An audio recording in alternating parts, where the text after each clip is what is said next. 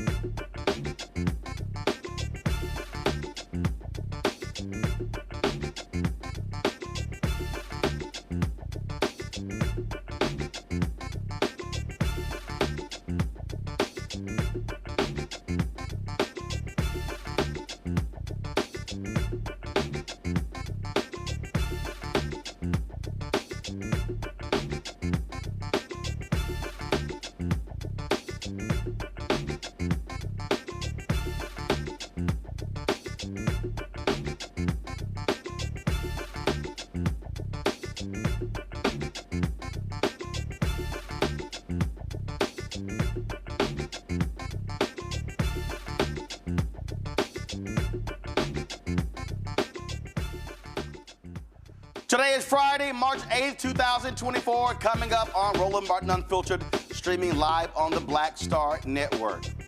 Folks, an Illinois family seeking answers after 6 police officers were placed on leave for killing an unarmed black man in the middle of the night during a reported domestic violence call. The family of Isaac Goodlow says he was in bed asleep when the cops entered his home unannounced and shot him within seconds. We'll talk to the family attorney. Tennessee House Republicans, folks, stunningly undo the work of the family of Tyre Nichols in the Memphis City Council. And the lead Republican behind it literally lies to Tyre's parents about this. We will be joined by him and the attorney, Ben Crump. Y'all, this is an unbelievable story, and it goes to show you how shameful Republicans are in Tennessee. Republicans not too happy about Biden's State of the Union. They still are ticked off. Ooh, we're going to talk with Congresswoman Jasmine Crockett, but y'all, we also going to play for y'all the Republican response. It literally was a horror show. House Minority Leader Hakeem Jeffries goes off on Republicans, especially Marjorie Taylor Greene, for their behavior during President Biden's speech. Plus, y'all, other news of the day. Man, it is time to bring the funk on Roland Martin Unfiltered on the Black Star Network. Let's go. He's got it. Whatever the miss, he's on it. Whatever it is, he's got the scoop, the fact, the find. And when it breaks, he's right on time, and it's rolling. Best believe he's knowing. Putting it down from sports to news to politics. With entertainment just for kicks, he's rolling. It's on go, roll, y'all. It's Roland Martin, rolling with Roland now. He's funk, he's fresh, he's real, the best, you know he's Roland Martin.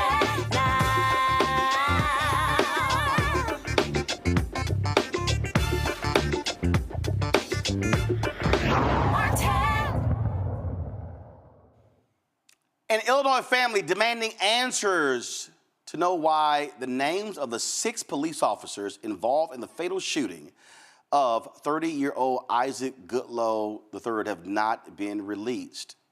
Goodlow was in bed when these officers entered the home and within seconds shot and killed him. Reports say the officers were responding to a reported domestic violence incident.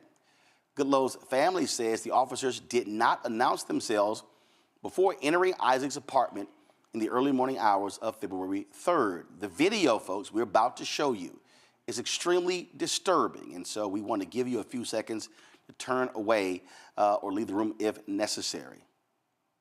Here. Hold on. Here's one of the body cam videos showing what happened from when the officers arrived at the apartment to EMS arriving themselves. I don't think you need a key.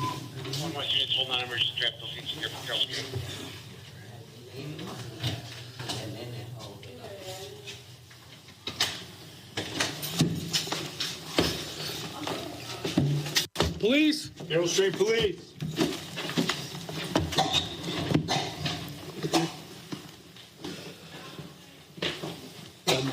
We go through this door here. Oh, fuck! Fuck! No! Stop! Hey, he's right here. No, he's right here. Hey, show me your hands. Show me your hands, man. Knock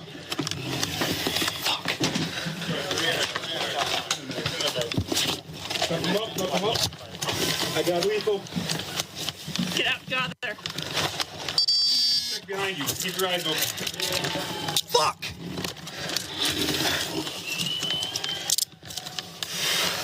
You got that? Can you see back there? All right. Hit the light. Start the medics. Roll. Roll towards you. It's in front. Get him on the back. Get him on the back. Grab his legs. Something got me. Grab his legs! Is this self-inflicted or what? No. All right.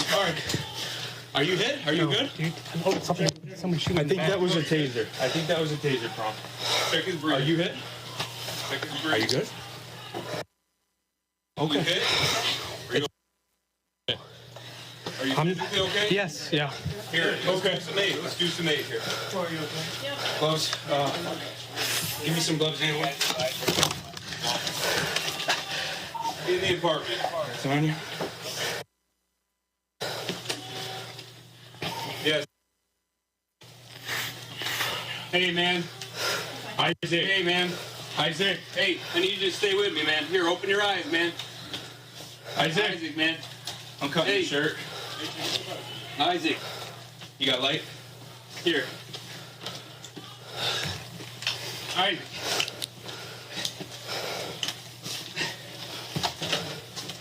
CPR started.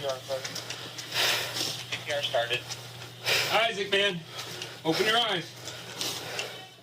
The 6 officers were placed on administrative leave. Joining us from Chicago is the Goodlow family attorney, Andrew Stroff. Andrew, glad to have you here. So this is where I'm confused. Why were they called? Well, they were called because there was a domestic incident. His girlfriend had called, his girlfriend's sister called the police because there was an incident between the two of them. She was then out of the apartment, away from harm's way.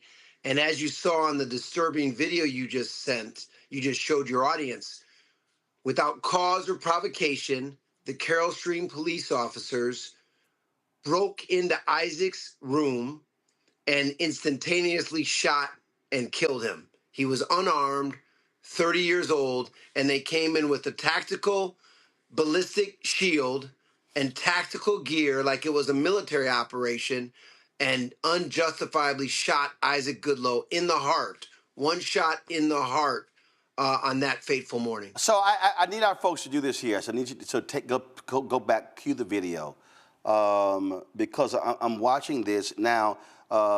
Play it. Bring the audio down. Play it. And so, all right. So Andrew, this is where I'm utterly confused. It's domestic violence.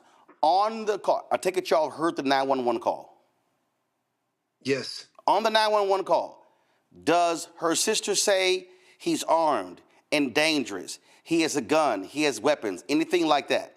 Yeah, we have not actually, full disclosure, we have not heard all the tape, but we know from what our witnesses have told us that there was none of that. We know that there was an incident, but there wasn't any weapons, and he was alone in his apartment, in his bed, sleeping. Right. And here's the other thing, Roland. She wasn't living with him. It was only his apartment. So the fact that they were allowed in his unit to kill him the way they did in his bedroom, and then if you notice, after they shoot him in the heart, they turn him over, handcuff him before even rendering any aid. Who let them in the apartment? Well, the maintenance man let them in the main door to his apartment, and then as you saw on your video, the police broke into his bedroom door. All right, so control room, go back to the beginning of the video. So Andrew, this is again where I'm confused. All right, so if you have a domestic disturbance call, domestic violence, in a normal circumstance, wouldn't the cops? That's right. Police, would knock, the cop. Wouldn't the cops knock on the door first? You would think you would knock on the door first. If you arrive on the scene, second, if I'm not hearing anything, if I'm not hearing any screams or whatever, okay, so now I'm now on the scene trying to ascertain what's going on. Now, folks, do me a favor, bring the audio up, then press play. Bring the audio up, then press play. All right? So I want to hear this. I don't think you need a key. Units hold non-emergency traffic location here from Carroll Street.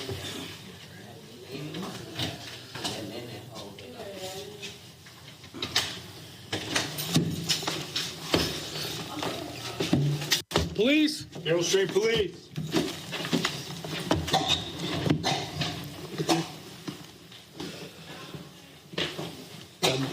we go through this door here? Oh, fuck! Fuck! No! Stop! All right, stop it right there. Okay, so now, I'm not a police officer, but I would think if cops are entering Carroll Stream Police, if anyone is here, what I heard was Carroll Stream Police, like they were in a normal conversation. Then they're going room to room, and so clearly one of those officers goes into a room and immediately shoots. I don't see in that video where Goodlow makes a move for a gun or whatever. I don't hear someone entering, hey, Carroll Stream Police, hold your hands up. It's literally shot. They didn't announce themselves. They didn't have consent. They didn't have a warrant. And like you said, they tiptoed in there, and there's a black man, a 30-year-old black man in his bed, and he shoots instantaneously. So they're placed on leave. This took place last month. February 3rd. We still don't know the officers' names, Roland. We do not know the officers' names to this date. What does the chief say? What does the city, what does the mayor say? They keep saying they're sorry. We filed a federal civil rights lawsuit 2 weeks ago, and we're demanding answers. But the fact that to this day, over a month later, this mama, Bonnie Pegram, his sisters and brothers, he has 8 siblings. No one knows what the officers' names are. No one knows why the officers came in with a ballistic shield and shot within less than a second. I mean, and he was, again, alone in his apartment, unarmed. There was no threat to his girlfriend. And it's another tragedy of a black man being killed by the police in Carroll Stream, just an hour outside of Chicago. So how long, based upon what y'all know, how long was it from when the call was made and they arrived? Well, the call was made, and then the officers, from what we know, there was about 54 minutes while they were outside or in the apartment complex. And we know that the girlfriend was away from the scene and safe. And then for some reason, they decided, instead of just doing nothing or relaxing or not breaking into his apartment, for some reason they decided to go in there. Well, wait, hold up. Now I'm confused. I'm sorry. When the officers are in the parking lot, do they know in the parking lot that she's safe? Yes, sir. Yes. So wait. So it's not like, hey, a man is barricaded in his apartment with a gun, threatening to kill himself, whatever. They're in the parking lot. They know that she's safe, and then all of a sudden, they wait an hour to barge in like a military assault? 100%. So no exigent circumstances. Think of Roland, Breonna Taylor. Think about these other cases. There was no emergency. There was no exigent circumstances. The cops broke into his apartment with a ballistic shield, shot him in the heart, killed him, and then shot him with a taser, tried to shoot him with a taser afterwards, and then flip him on his face and handcuff him instead of rendering aid. And you got a 30-year-old black man who loved his family and his family loves him, who is tragically gone. So we filed a federal civil rights lawsuit almost 2 weeks ago, and we're demanding answers. The chief has said he's sorry. The mayor has said he's sorry. But that's not enough. This black family deserves answers, and we're going to get those answers. Unbelievable. Andrew Stroth, we appreciate it. Thanks a lot. Thank you, Roland. Take care. Going to go to break. We'll be right back. Talk about this with my panel right here. Roland Martin Unfiltered on the Black Star Network. When you talk about blackness and what happens in black culture, we're about covering these things that matter to us, speaking to our issues and concerns. This is a genuine people-powered movement. There's a lot of stuff that we're not getting. You get it, and you spread the word. We wish to plead our own cause Too long have others spoken for us. We cannot tell our own story if we can't pay for it. This is about covering us. Invest in black-owned media. Your dollars matter. We don't have to keep asking them to cover our stuff. So please support us in what we do, folks. We want to hit 2,000 people, $50 this month, raise $100,000. We're behind 100,000, so we want to hit that. Y'all money makes this possible. Check some money orders. Go to P.O. Box 57196, Washington, D.C. 20037-0196. The Cash App is $RM Unfiltered. PayPal is R Martin Unfiltered. Venmo is RM Unfiltered. Zelle is Roland at RolandSMartin.com.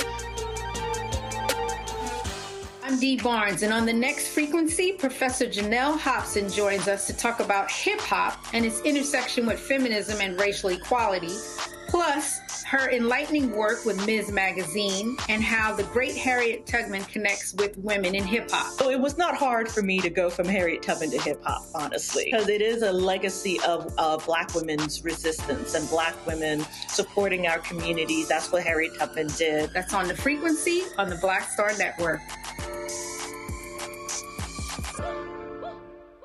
It's John Murray, the executive producer of the new Sherry Shepherd Talk Show. This is your boy, Earthquake. And you're tuned in to Roland Martin, Unfiltered.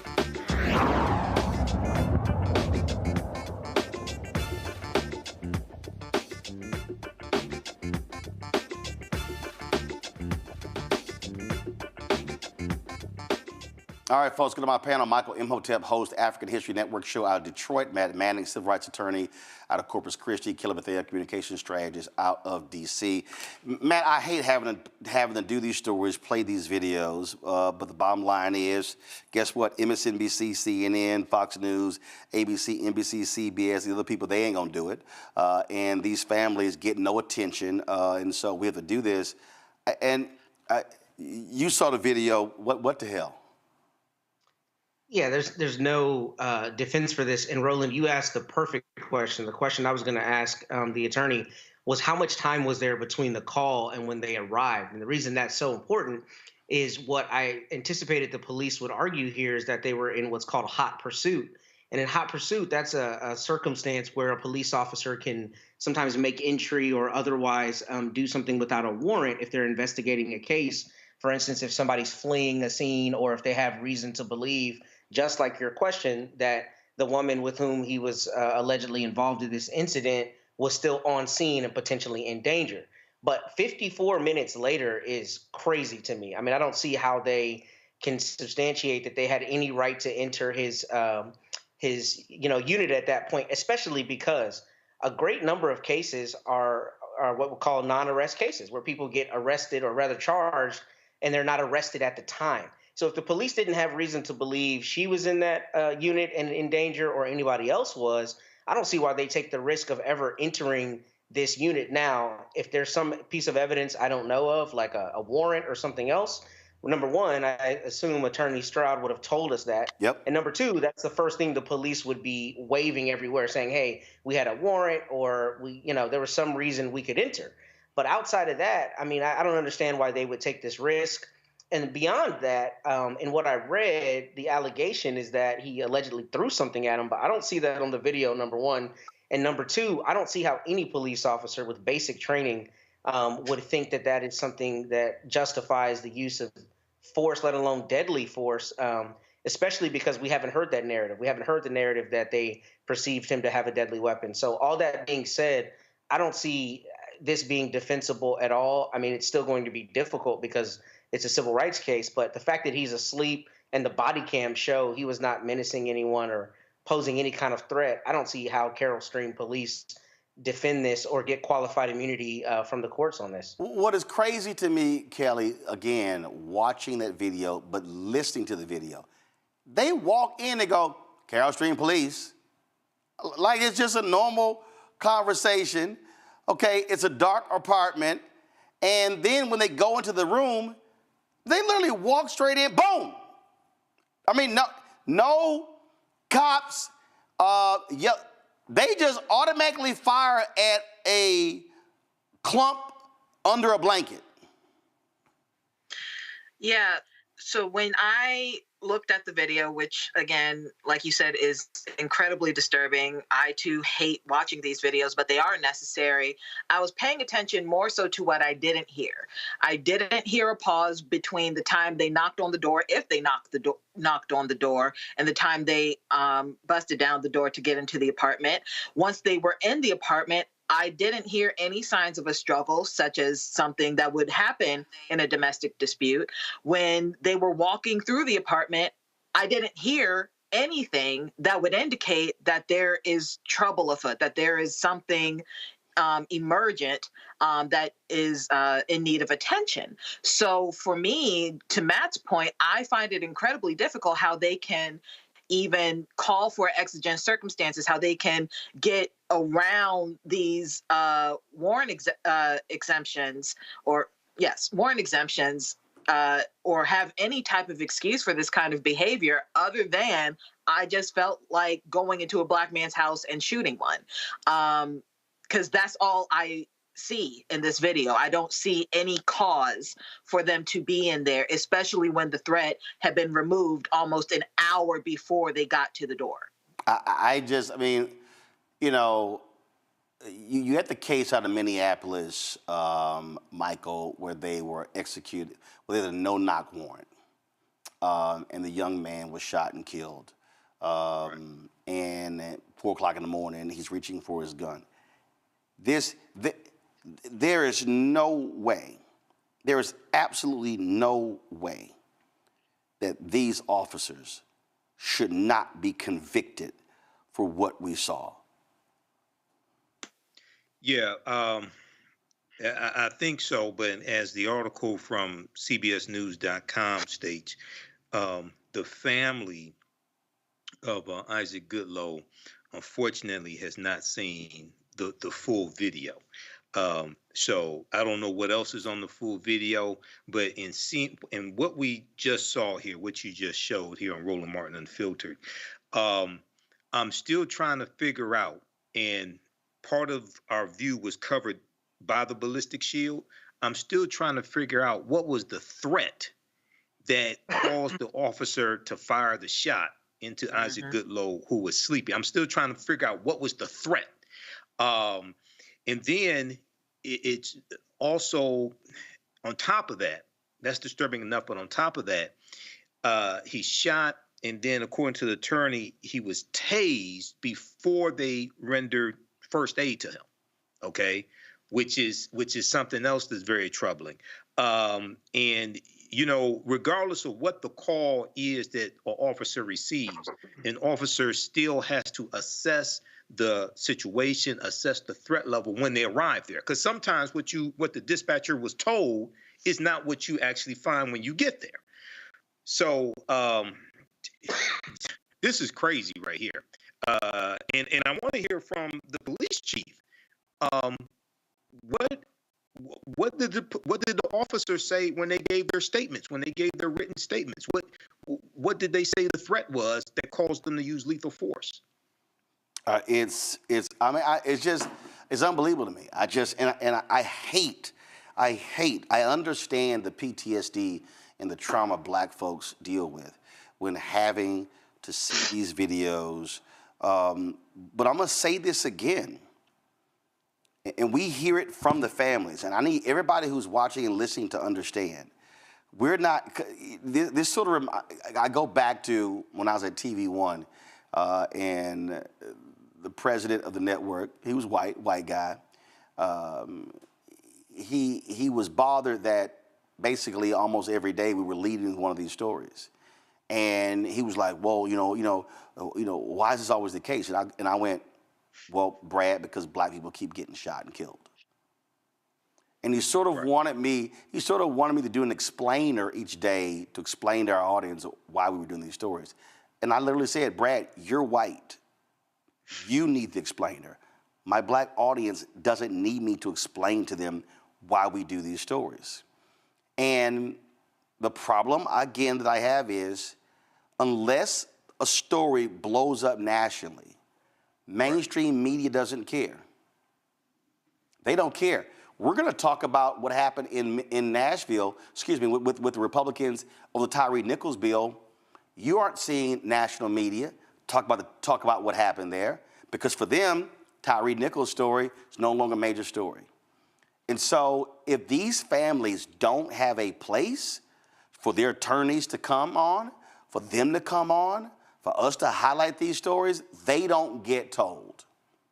And so that's why we show the videos. That's why we provide an opportunity for folks to be able to do this, because otherwise these departments will simply get away with this and it'll be swept under the rug and everybody goes back to their jobs and this family is left with a dead son, cousin, uncle, nephew.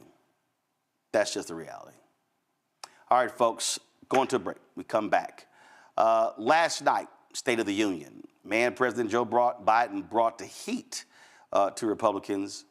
They a little salty today, plus they mad because the job numbers came out and the economy is doing well. And then they really mad because one of the Stepford wives in their party gave one of the most horrible responses in American history. We didn't show that BS last night. Ooh, but I'm gonna show some of it today. Y'all need to get ready to laugh. But coming up next, Congresswoman Jasmine Crockett joins us right here on Roland Martin Unfiltered on the Black Star Network. Don't forget to support us in what we do. Join our Bring the Funk fan club. Your dollars are critically important for us to do the work that we do. I can't overstate that. When you send, and again, we ask for our fans to give on average $50 each, which is $4.19 a month, 13 cents a day, and we appreciate every single dollar. If you can't give that, you can give less. We totally understand. We appreciate that. You can give more. We appreciate that. But I'm telling y'all, the work that we do, nobody else in Black-owned media is doing. Nobody. Not Essence, not Blavity, not Black Enterprise, not Ebony, not The Griot, not Revolt, not TV One, not any of these folks. We are doing what nobody else is doing, and that is 2 daily 2-hour shows, 5 1-hour weekly shows. And we would love to add more shows. I would love to have more shows on the network. Because I got 4 or 5 ideas we could launch if we had the resources. And so please support us in what we do. Send your check and money order to P.O. Box 57196, Washington, D.C. 20037-0196. Cash App, $RM Unfiltered, PayPal or Martin Unfiltered. Venmo is RM Unfiltered. Zelle, Roland at RolandSMartin.com, Roland at RolandMartinUnfiltered.com. We'll be right back. Next on the Black Table with me, Greg Carr. Democracy in the United States is under siege. On this list of bad actors, it's easy to point out the Donald Trumps, the Marjorie Taylor Greens, or even the United States Supreme Court as the primary villains. But as David Pepper, author, scholar, and former politician himself says, there's another factor that trumps them all and resides much closer to many of our homes. His book is Laboratories of Autocracy, a wake-up call from behind the lines. So these state houses get hijacked by the far right, then they gerrymander, they suppress the opposition, and that allows them to legislate in a way that doesn't reflect the people of that state. David Pepper joins us on the next Black Table, here on the Black Star Network. Grow your business or career with Grow with Google's wide range of online courses, digital training, and tools. Gain in-demand job skills with flexible online training programs designed to put you on the fast track to jobs in high-growth fields. No experience is necessary. Learn at your own pace. Complete the online certificate program on your own terms. Stand out to employers, get on a path to in-demand jobs, and connect with top employers who are currently hiring. Take one professional career certificate program or all 6. Earn a Google Career Certificate to prepare for a job in a high-growth field like data analytics, project management, UX design, cybersecurity, and more. All professional career certificate programs must be completed by December 31st, 2024. Scan the QR code to complete the application. There are 1,000 scholarships available. Grow with Google and J. Hood and Associates.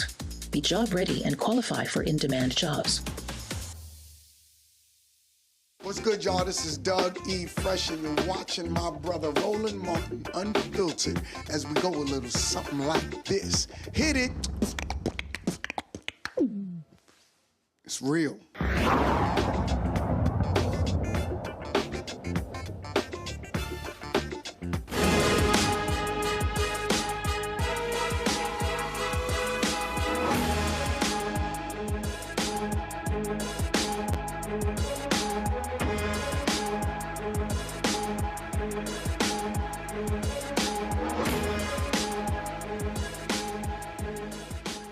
Well, folks, last night, President Biden gave his State of the Union address. According to CNN, the approval percentage for his agenda jumped 17 points. Today, Republicans are just beside themselves. I have looked at some of the tweets, and man, they are mad and upset and just ticked off about getting called out, him calling out the Supreme Court. A little bit later, we're going to show you Congressman Hakeem Jeffries' response. But right now, let's chat with Texas Congresswoman Jasmine Crockett. She was in the room last night. And I must say, you had the crazies there. You had Marjorie Taylor Greene wearing her MAGA stuff. You had expelled former Congressman George Santos walking around, taking up space in the room. You had Republicans, they wouldn't stand up when it came to hell, trying to end cancer. They wouldn't stand up on all kind of different stuff. And so it was definitely interesting. What was it like being in the room? It's so funny because I was talking to Whip Clark this morning, and she said, I need to sit in front of you for every State of the Union address, because I was back there talking about something, yep, and I was saying things like that part, right? As it relates to the president. Listen, we were fired up on our side, and I think that the American people are seeing everything that they need to see of the Republican Party. The fact that you're not standing up for education of our babies, the fact that you're not standing up against Russia, the fact that you're not standing up for ending cancer. These are things that have nothing to do with party affiliation, but have everything to do with humanity. And the fact that they can't side with humanity tells you everything that you need to know about them. I get that the Democrats may not be the perfect party. I get that I may not be the perfect candidate, and the president may not be the perfect candidate. But the reality is that the alternative is nothing like what the reality of the Democrats is, which the Democrats at least were trying. And not just trying. I mean, when you hear the president talk about giving teachers a raise, when you hear him talk about, putting Putin in his place, and you see folks sit over there, sit on their hands, you hear him talk about a border bill, and you see Senator Langford of Oklahoma go, that's true, and they still don't like it. That, to me, is what I thought was just interesting. And I'm sitting there going, well, hell, which side y'all on? Yeah, no, you're absolutely right. You know, I will be perfectly honest with you and tell you that I don't know where I would be on a vote for the border bill. I'm going to be perfectly honest. As a progressive, not really sure where I would stand on that bill, because it really is a very conservative bill. And as far as I'm concerned, Trump saved us from having to deal with this. It's just a matter of, hey, this is Trump's fault. But that was a true compromise. Like, the president was willing to compromise a lot so that we could get some immediate relief. And I was very concerned about the long-standing ramifications of that bill. And again, when you see Senator Langford, that is because that bill was actually probably the reddest immigration bill that we will ever have an opportunity to potentially vote on. So, you know, the fact that they passed a supplemental that didn't include the border information, I am perfectly fine with that. I'm just ready for them to get that onto the floor, because this is a matter of national security. You know, I know that most people aren't necessarily paying attention to foreign relations and what's going on all around the world, But we can't wake up one day and end up and say, well, how did we get here? How did we end up being attacked? How did we end up having to send our mothers, our brothers, our sisters, our uncles, our husbands overseas? Like, what happened? And it would be because of the failures of the House Republicans, maybe just so that they can campaign on it. But I just don't think that we should ever use something like national security as a pawn in political games. So the president, he was throwing some shade last night. Today, right at the Supreme Court. Oh yeah, I love the Supreme Court. Well, today he was on the road, and he was still feeling a little feisty. Listen to this. If you're tired, you probably watched my address last night.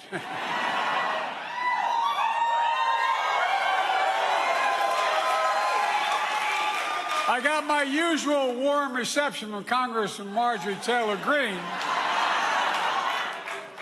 In my address, I spoke about how far we've come since we took office. I talked about how much is at stake. Folks, our freedoms really are on the ballot this November. Donald Trump and the MAGA Republicans are trying to take away our freedoms. That's not an exaggeration. Well, guess what? We will not let him. We will not let him. Of course, you made a comment about Marjorie Taylor Greene and your leader, Congressman Hakeem Jeffries, the Democratic Minority Leader. He was a little fired up in his news conference today about Taylor Greene and other Republicans. We are going to continue to find bipartisan common ground, exercising common sense whenever and wherever possible with our Republican colleagues on any issue. And we've done that repeatedly from the very beginning of this Congress with respect to avoiding a catastrophic default on our nation's debt, funding the government, repeatedly keeping it open and avoiding a shutdown, passing the National Defense Authorization Act, securing $16 billion in assistance for communities that have been devastated by extreme weather events, passing tax legislation that includes the low-income housing tax credit and an enhanced child tax credit, and most recently, providing the majority of votes necessary to get the first 6 appropriations bills over the finish line. We are going to continue to govern in a common sense way, and we're just asking our Republican colleagues to stop the political stunts. That was an embarrassment last night. A complete embarrassment. Marjorie Taylor Greene, who's basically running the House Republican Conference, shows up in campaign paraphernalia. And then these people want to lecture Joe Biden because he delivered a strong and forceful speech that made them uncomfortable because he exposed their lies and shamelessness. We have one message for extreme MAGA Republicans who want to lecture us about decorum. Get lost. You're a joke. Exhibit A, Marjorie Taylor Greene. Exhibit B, George Santos. Looks like shade is going all around the Democratic caucus. I'm here for it. Listen, I was mad. We were all mad. Y'all probably couldn't see it because they weren't necessarily focused in on us. But we were looking at the sergeant at arms and we're like, yo, like, kick her out. Like, get rid of her. And the former person that had that role was a black woman. And we were like, if Miss Joyce was here, Miss Joyce would have made sure that the Capitol Police, when it rounded her up, like Miss Joyce did not play. And so for people that don't know, we are not allowed per our rules to wear any hats, whether you're wearing a cowboy hat or definitely no baseball caps. Like, you are not allowed to do that. And the rules also no campaign stuff. Correct. So I was going there too. So the thing is this, she was a double whammy, right? And the fact that she just sat there and she basically told him, well, you can find me, like, whatever. I'm not leaving. I'm not taking it off. And it was absolutely ridiculous. But this is who she is. She has never felt as if the rules apply to her. And again, when we start talking about what privilege looks like, it looks like this trailer trash chick from Georgia who somehow is a member of Congress, but baby, she has not left the trailer trash in Georgia. She brings it to the floor every single day, and she does not care about the rules. And for some reason, she still has a hold on this Republican Party. These people who supposedly are real politicians are following behind this fool. And that is exactly the case. And so, look, you got Speaker Mike Johnson sitting back there just, making all these frowns and everything like that. I mean, frankly, he looks like a toad, trying to sit here and lead the crazies. And if we actually look at the results, they don't get anything done. They don't pass bills, and they depend upon Democrats to get stuff done. Yeah, it's absolutely right. I mean, if the Republicans really wanted to be successful, the most successful thing that they could have done is put in a speaker that understands what it means to govern, and basically saying, listen, we will go to our conference first, but ultimately, if our conference is giving us problems because of an extreme 1, 2, 3, 4, or 10 or 12, we'll just go to the Democrats. It is easier to deal with a Hakeem Jeffries. It is easier to deal with the Democrats. And you may not get all the Democrats, but you don't need all of them. You only need about 10 or 12. And honestly, on any given day, if you are trying to do something that is going to help the American people, you will find a lot more help by going and grabbing 10 or 12 Democrats than you ever will find trying to go and get MAGA to be on board. In fact, you'll do all of these flips and turns and everything for MAGA, and what will they do? They will kick you out on your butt. Go ask Kevin McCarthy if I'm lying. So I love how the crazy right responds, and poor Sean Hannity was just beside himself. Listen to this. I felt the president that was screaming, yelling, kind of ranting, a speech that was completely partisan. Maybe for reasons that Joe, I guess maybe just known to himself, but I thought it was beyond bizarre at times and frankly a little frightening because it's so different than the everyday Joe that we see and hear from. What was your reaction to such a dramatic difference? I'm trying to confuse now. So first we're sleepy, then we're incompetent, and then we have no cognitive understanding. Now it's, he was high. They are willing to say anything that will disparage the president of the United States. It would be easier to just go ahead and accept some truths than to continue to contort yourself in ways that your body is not supposed to be contorted for the purpose of trying to spin in a way that will benefit this four-time indicted, 91 count having, found liable of sexual assault, defaming person that is running your party. Like, it's easier, and honestly, you get some type of credibility if you just say, listen, it's like Fox News has had to admit over and over and over that the job numbers are astronomically good. Like, it just is what it is, right?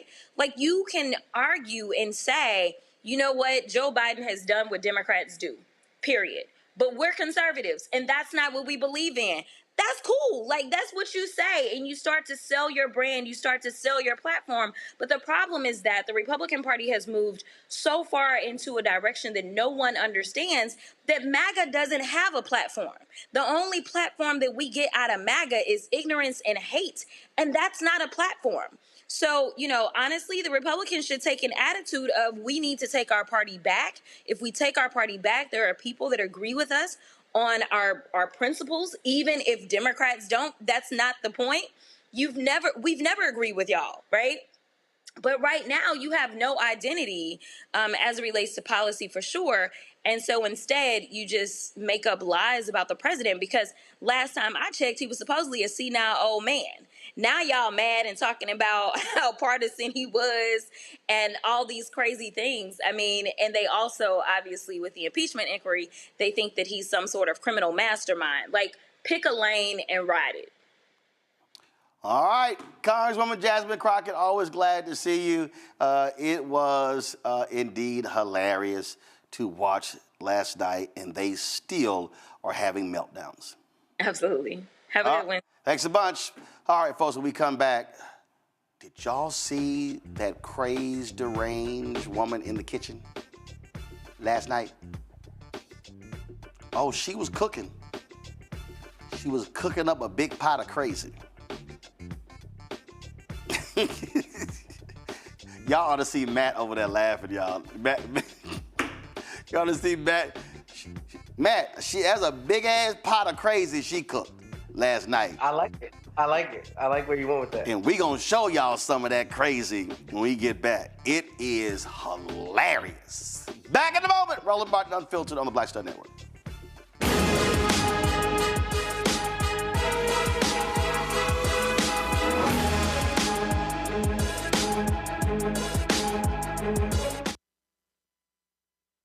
On the next, A Balanced Life with me, Dr. Jackie. Just who do you think you are?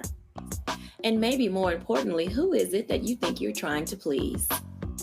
The answer to that second question is really wrapped up in the first. Think about that. Being the true, authentic you, no matter the circumstance. But we learn the art of forgiveness, not only of forgiving one another, but forgiving ourselves. And we also learn how to love ourselves so that we can love each other. That's next on A Balanced Life, here on Black Star Network. On the next Get Wealthy with me, Deborah Owens, America's Wealth Coach, I'm sure you've heard that saying that the only thing guaranteed is death and taxes. The truth is that the wealthy get wealthier by understanding tax strategy.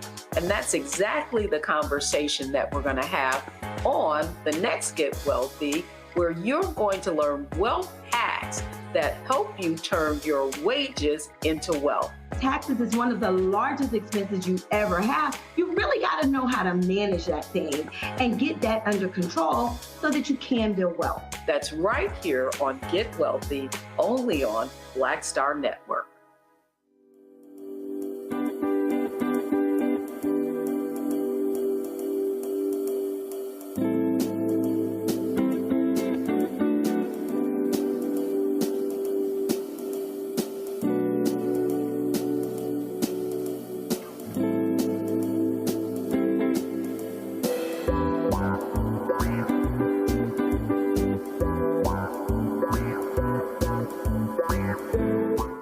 Essence Atkins. Mr. Love King of R&B, Raheem Devon. It's me, Sherry Shepard, and you know what you're watching. You're watching Roland Martin Unfiltered.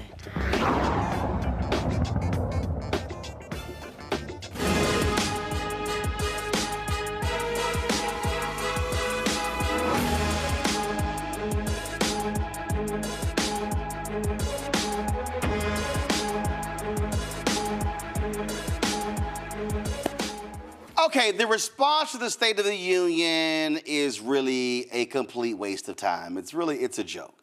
I mean, we can think back to Bobby Jindal, who was awful. We can think back to, do y'all remember this here?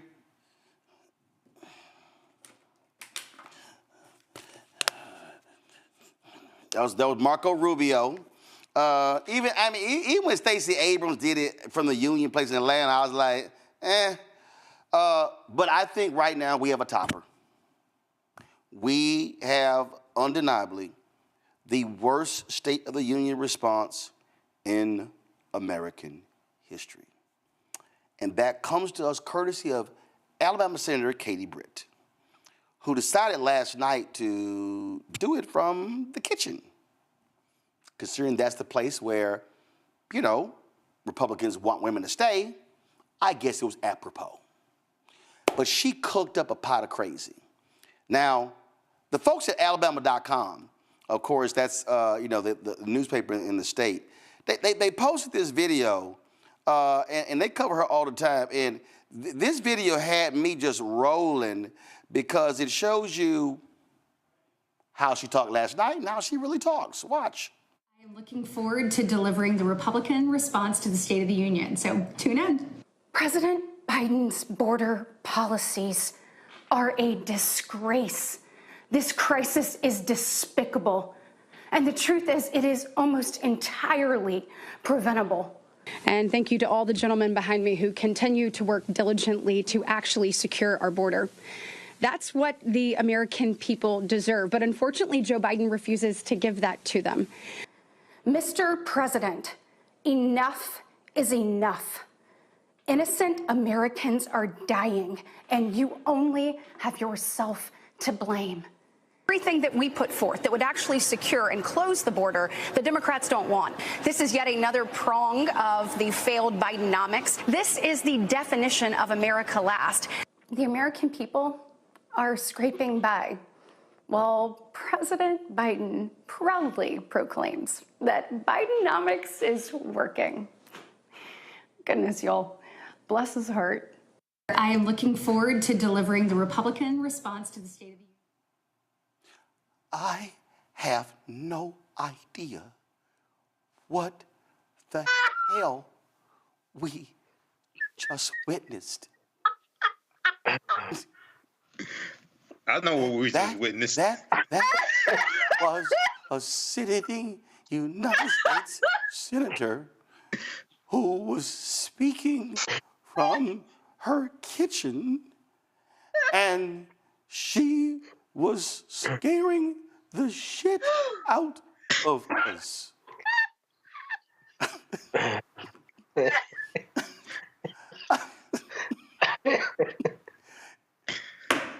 Yeah.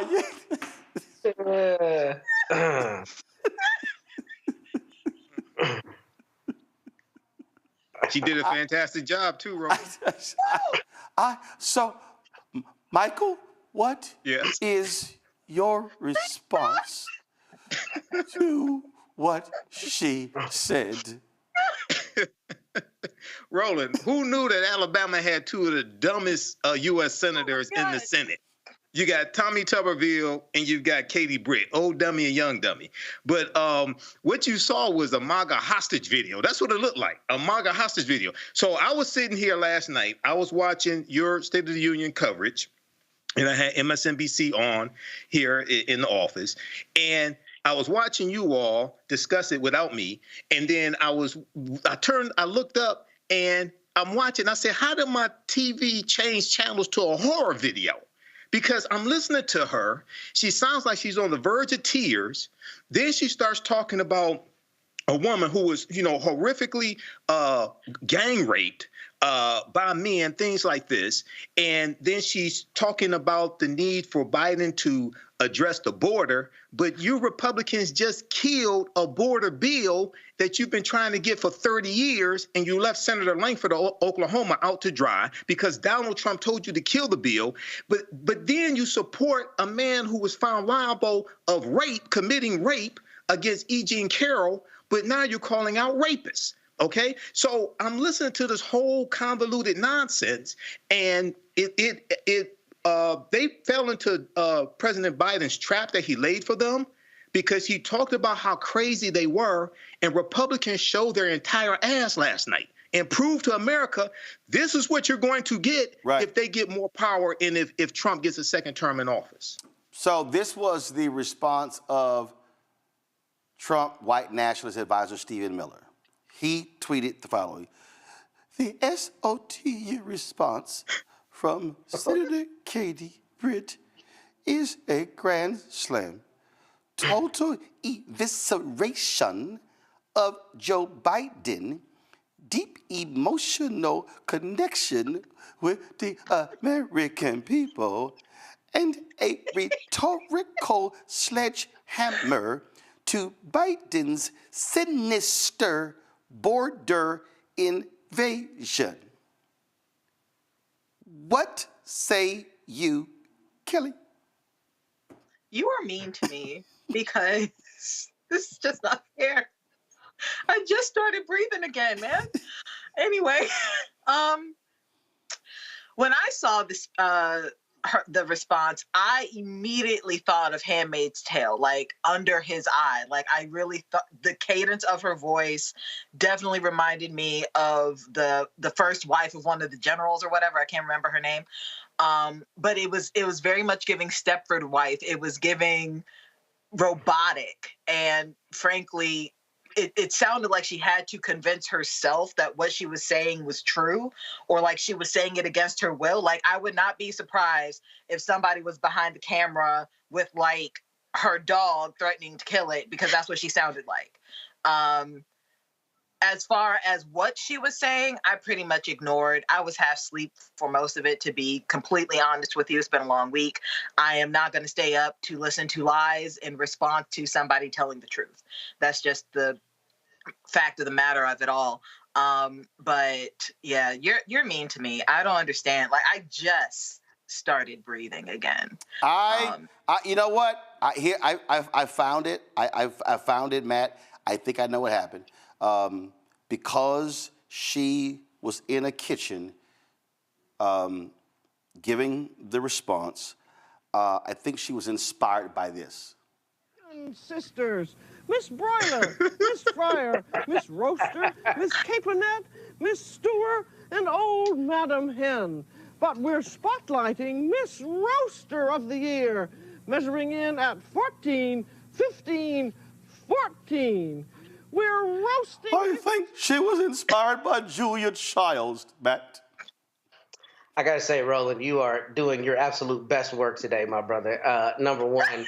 Number two, shout out to the brother in the chat, Beamer driver, who said she was cooking up unseasoned chicken and lies. That took me out of here. So thank you for that comment. But all jokes aside, I'll tell you two things. The first thing that I thought when I was watching it is not only was it absurd, but honestly, I thought this is exactly what white women used to do to brothers back in the day, right?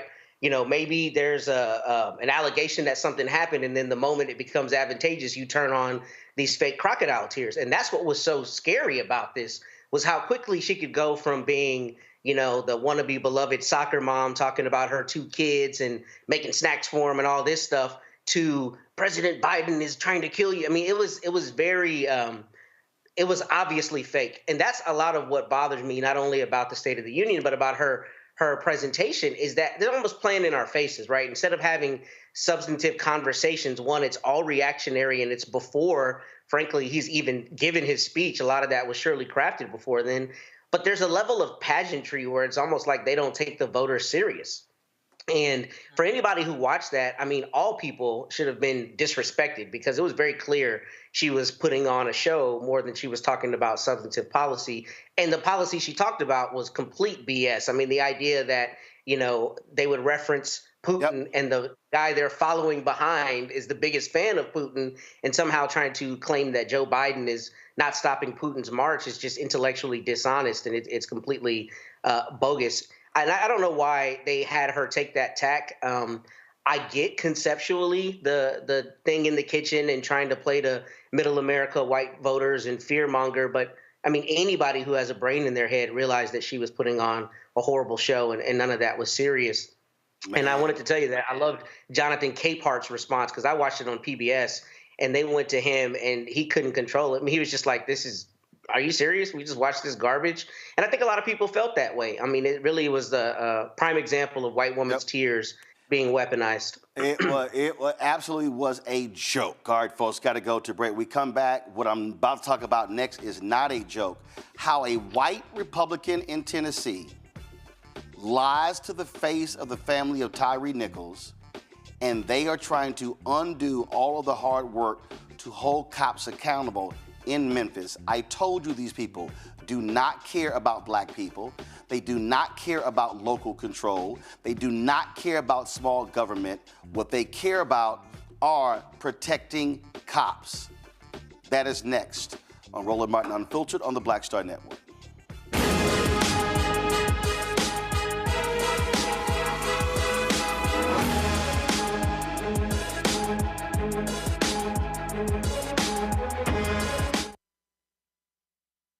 When you talk about blackness and what happens in black culture, we're about covering these things that matter to us, speaking to our issues and concerns. This is a genuine people-powered movement. There's a lot of stuff that we're not getting. You get it, and you spread the word. We wish to plead our own cause Too long have others spoken for us. We cannot tell our own story if we can't pay for it. This is about covering us. Invest in black-owned media. Your dollars matter. We don't have to keep asking them to cover our stuff. So please support us in what we do, folks.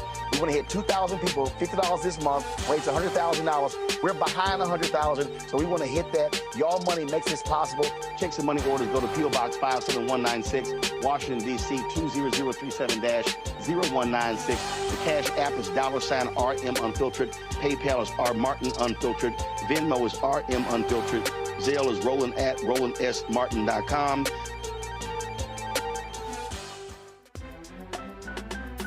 I'm Faraji Muhammad, live from LA. And this is The Culture. The Culture is a two-way conversation. You and me. We talk about the stories, politics, the good, the bad, and the downright ugly. So join our community every day at 3 p.m. Eastern and let your voice be heard. Hey, we're all in this together. So let's talk about it and see what kind of trouble we can get into. It's The Culture, weekdays at 3, only on the Black Star Network. What's up, y'all? This is Wendell Haskins, a.k.a. Win Hogan at the Original T Golf Classic. And you know I watch Roland Martin Unfiltered.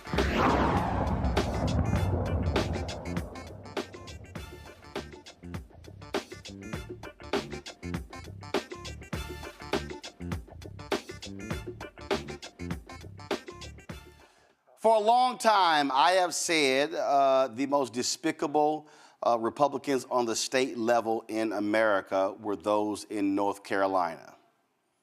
Not any longer. They are absolutely replaced by Republicans in Tennessee. We have seen how spineless these cowards are. We have seen how they expelled the two Justins, Representative Justin Jones from Nashville, Representative Justin Pearson out of Tennessee. We've seen how they have shut down debate, how they have tried to stifle dissent. But now these shameless, despicable thugs are using the power of them controlling the state government to stop local governments from holding police accountable. State Rep John Gillespie pushed forward a bill that would do this. The family of Tyre Nichols, black man beaten to death by Memphis cops, they successfully got the council to pass a bill to hold police accountable. Well, Gillespie wants to overturn that. So, as we discussed the other day, the Nichols family goes to the state capitol. Because their present, he goes, oh, not going to bring the bill up till next week. They leave. The next day, he moves it forward. This is a conversation Gillespie had with the family, y'all. With the family. It was a conversation he had with them. You guys showed it earlier, put it up. So he was talking to them. Go ahead and press play. There's something else we need to do here than pass your bill. We need to come to the table together and figure out a solution and not over. And so I really would love for you to just sit down and talk to us before you push this bill through. Because I really feel like even we might can come to some agreement. You know what I'm saying? And I'd love because to have I'm that not saying that everything is right and everything is wrong, okay?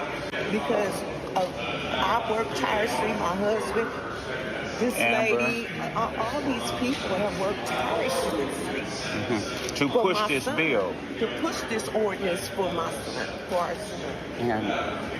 And what I would ask you to do for my son, put this bill off for today, and then give us the chance to sit down and talk, and then we can come to another. When do y'all go back, or when will you be in Memphis again? In person? If we have to come back this week, we can. Well, I hate to. We don't have no problem. We're open. If we have to come back this week, you just name a day, and we can sit down and talk. And I'll give you my number. And we can come back and we can have a discussion. He straight lied to to the face of Tyre's mother, Roland Wells, her husband, Rodney Wells. They join us right now, along with their attorney, Ben Crump. Roland, you were quite emotional in that video. What is your response to this man just lying in y'all's face? Roland, thank you for having us. Thank you. It was a kick in the face. I mean, he literally said that he would sit down and speak with us, and then he turned around and passed the bill anyway. So to me, it was a kick in the face. He lied, and he just showed he had no character. Rodney, I say no character, no morals, no values, no ethics, no principles. Word is supposed to be bond. That's biblical. Mm-hmm. And what he did and what these Republicans did, they said, the hell with y'all, the hell with your son, the hell with the work with the Memphis City Council. They said, we know what's best to deal with police officers. Forget the people who actually are in charge of that police department. Mm-hmm. That's exactly what he did. Yes, sir. So, as you stated, he lied to our face, and then he called me and lied to me, to my face, on the phone, saying that he was going to push it off until next Thursday. So we was all set to go back Wednesday to be in session on Thursday. And so we said, okay. He called me, said that he was going on vacation. And when he came off of vacation, he was going to sit down and talk with me and my wife. And then we was going to go over the arrangements that he was trying to propose. And then turned around Thursday morning, we started getting all of these calls and emails, and, he's about to put it to the floor now. He's about to put it to the floor now. And before we know it, it had passed. Yes. Ben, Gillespie is trying to call this a miscommunication. We got it on video. Yeah. He's literally saying, oh, I would love to have that conversation. He's lying. Yeah, and Roland, that's remarkable journalism that you can show our people on video the deceit and the insincerity when he's talking to parents whose child literally was beaten to death. And what they're attempting to do, Roland Martin, is usurp the authority of local control of majority black city, Memphis, Tennessee, because they don't agree with how the black leadership has tried to put in place laws that will prevent the next Tyre Nichols. It literally is a flagrant disregard for the Constitution of the United States. It's an assault on the Fourth Amendment constitutional guarantees against unlawful searches and seizures. And that's exactly what happened to Tyre Nichols, unlawful search of his car and seizure of his body that led to his death. And the law was to say we're not going to have pretextual stops anymore for Memphis Police Department. They can't racially profile black people. But the ruling power in the state of Tennessee, these MAGA Republicans said, no, we're going to outlaw the Memphis City Council's policies and procedures. Roland and Rodney, the thing about this, why this bill is important. This bill is important because, and I do way too many of these stories. In so many instances where black men are being killed, it's over silly minor traffic stops. Other cities, other police chiefs, and other councils have said, stop stopping people for silly stuff like a tail light or something hanging from their mirror. Because we know we've seen those stories. That's what this law is. And so here you have Republicans in the state capitol who are trying to tell the city of Memphis, which is responsible financially for their police department, and when they screw up, Memphis has to pay those lawsuits out, those settlements out. But this is them saying, we know what's best for Memphis. We're going to be in control. We're going to tell y'all what to do. They are looking to protect cops. They're not trying to protect taxpayers.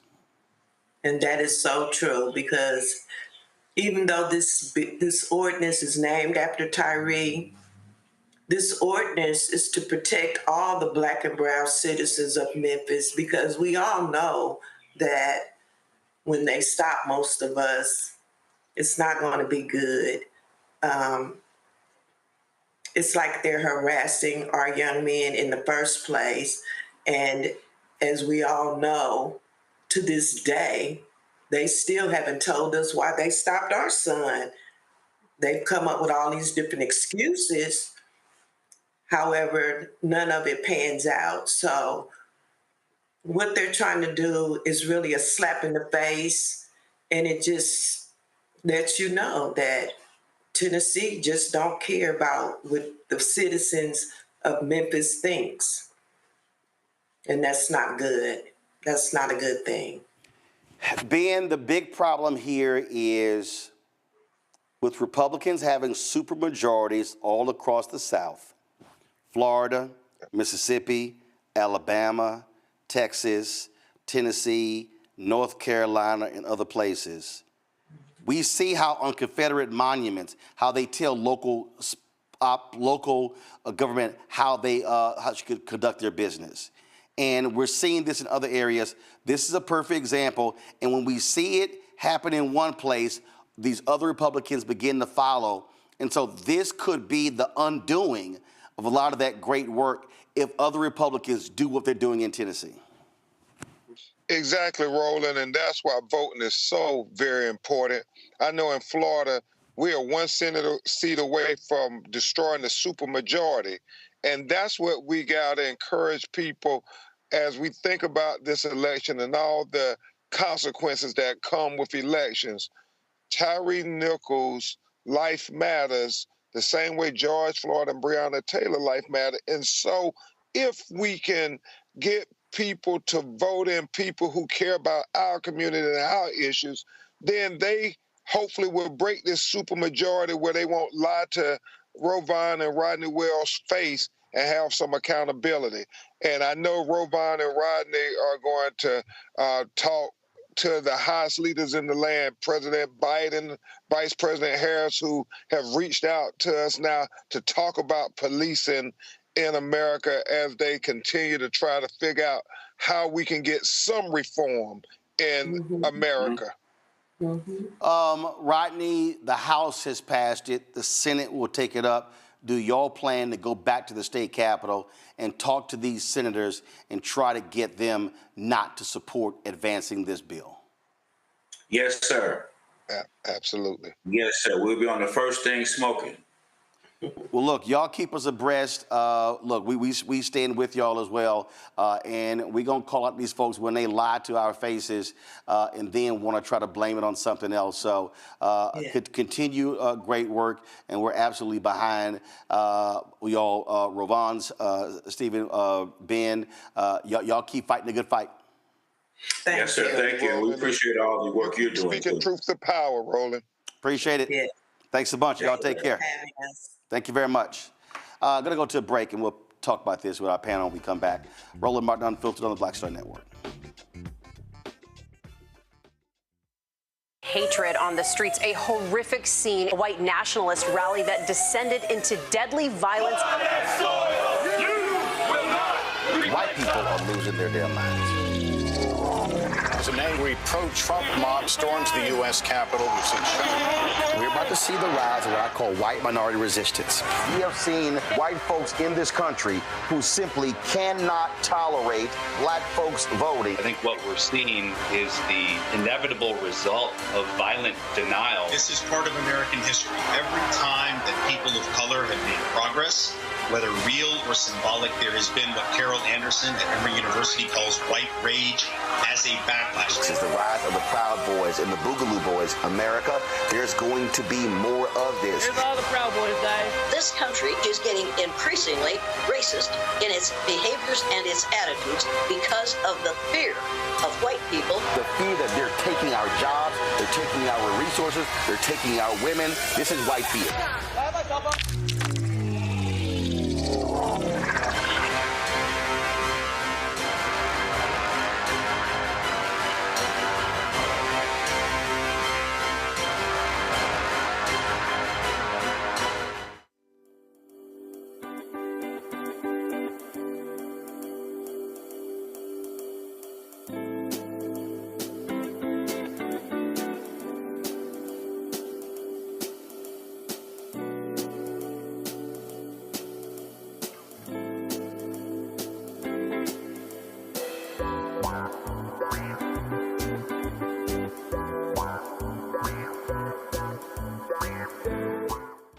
I'm Jamia Pugh. I am from Coatesville, Pennsylvania, just an hour right outside of Philadelphia. My name is Jasmine Pugh. I'm also from Coatesville, Pennsylvania. You are watching Roland Martin Unfiltered. Stay right here.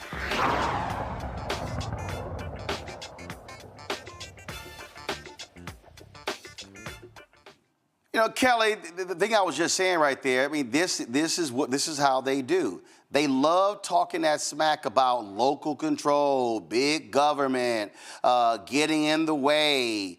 But when they have the power, they want to tell progressive government what the hell to do. They've done this. Alabama did it in there where they said if you tear down a state monument without their permission, you get fined. Well, hell, Birmingham was like, fine, we're going to tear the son bitch down. They raised the money to pay the fine, and guess what? Statue is gone. The same thing to Montgomery when they removed a street named after a Confederate traitor and named it after Attorney Fred Gray. We see this in other states as well, where and what Tennessee has done is even more egregious. Not only with this action they're advancing, they actually disbanded a Nashville Citizens Review Board. Told Nashville, oh no, y'all can't have that. And so this is what they do. When they get power, they then use it like a hammer, not only on the state level, but on the local level as well. You're absolutely right about that. But when they talk about states' rights, they're just talking about rights to regarding the federal rights and laws. They just want what would typically be federal law over a state to be given to them so they can have even more control over the state in which they legislate. So it is not surprising to me that they pulled a move like this. The fact that it was disingenuous, the fact that they lied to Tyre Nichols' family's face, the fact that, you know, they steamrolled over even the progressives in the legislature, possibly agreements that they had with them.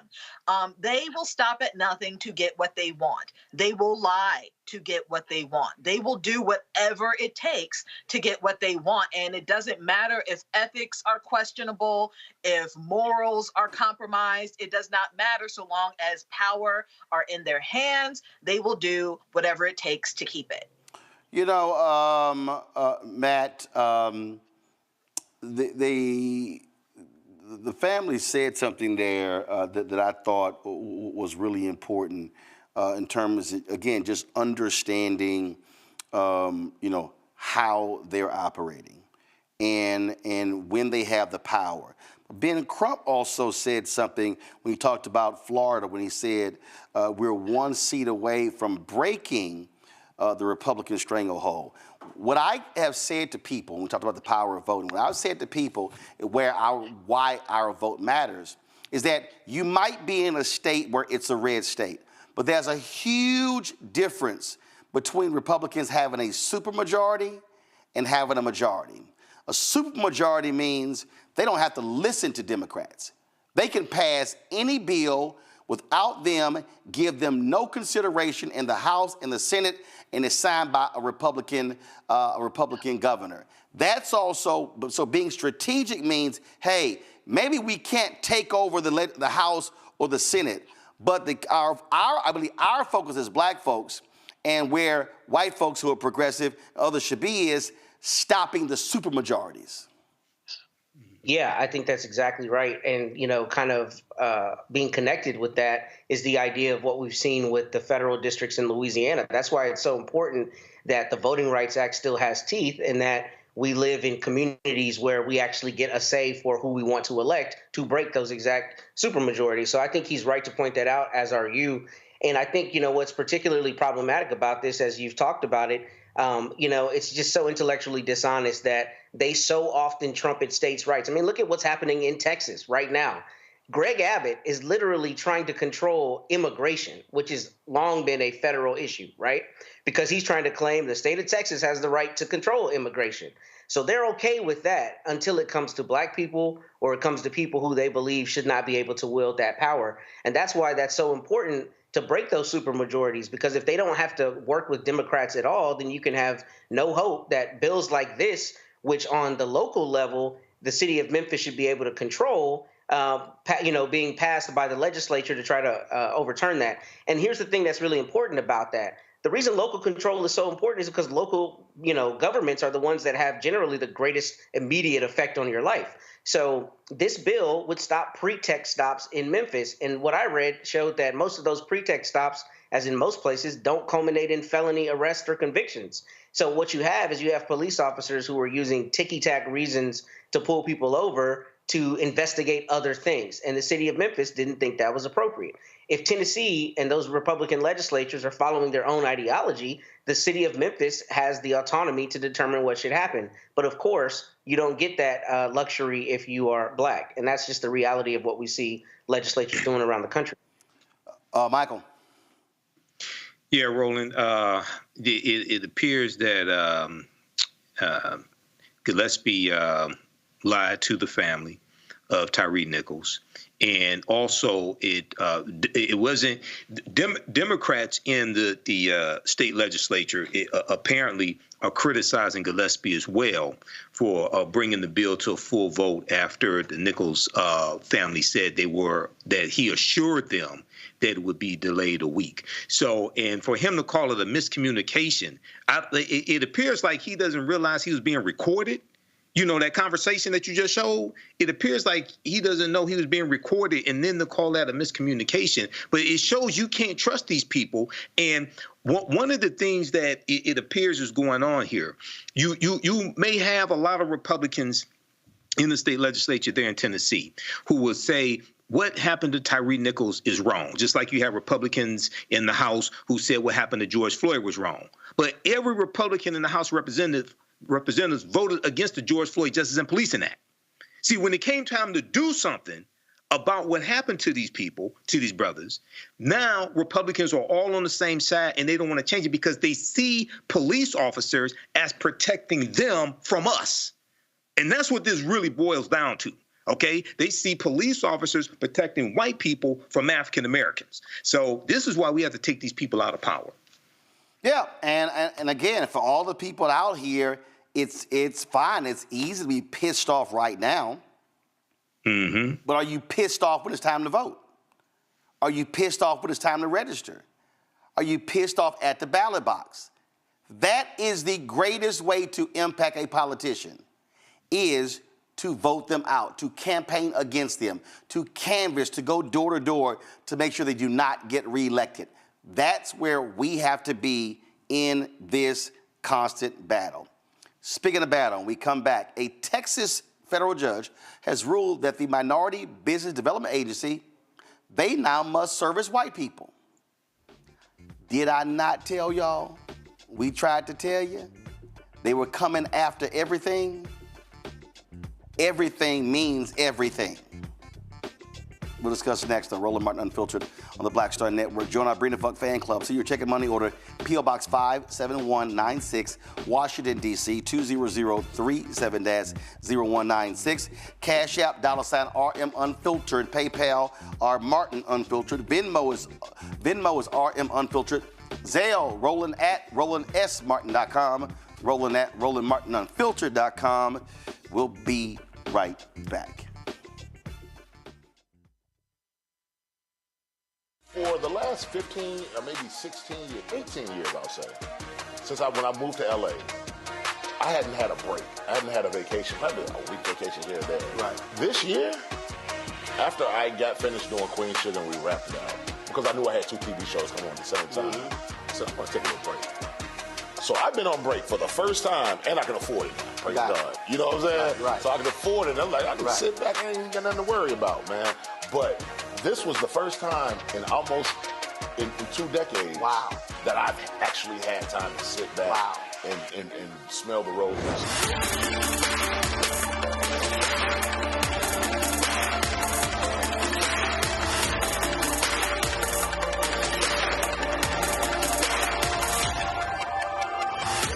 Next on the Black Table with me, Greg Carr. Democracy in the United States is under siege.